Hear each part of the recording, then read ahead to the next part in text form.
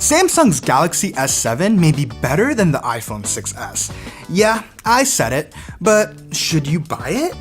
Don't be ridiculous. Just wait until Apple copies all of its coolest features.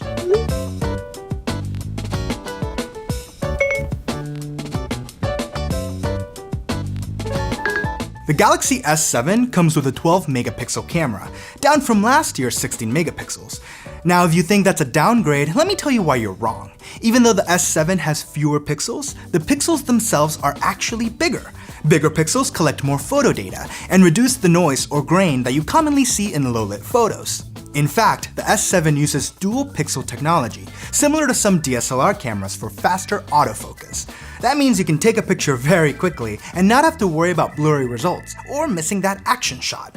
But before you make your way over to the dark side, just remember that Apple's coming out with the iPhone 7 later this year.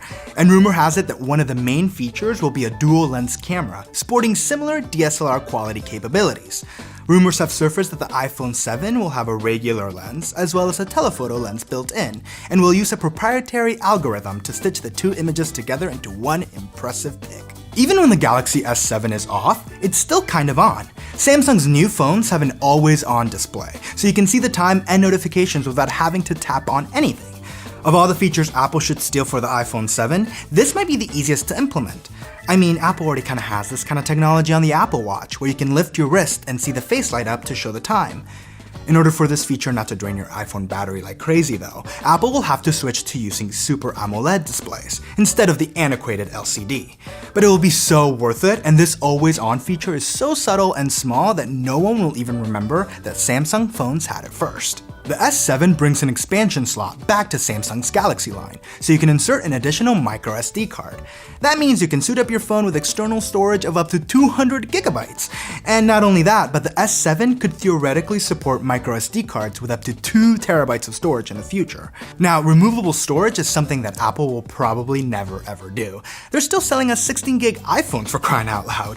Maybe Apple thinks that a memory slot messes up their design, or they want you to upgrade to the larger models, or start paying monthly for iCloud. I have to admit, the Galaxy S7 does seem pretty cool, but it doesn't offer enough to convince a die-hard iPhone lover to make the switch. Who wants 2 terabytes of personal data stored on their phone anyway? Apple has a far superior operating system, and it's only a matter of time before Apple starts to borrow some of Samsung's hardware features. So if at any point during this video you were thinking of going over to Samsung, snap out of it. Focus instead on saving up for the brand new iPhone 7.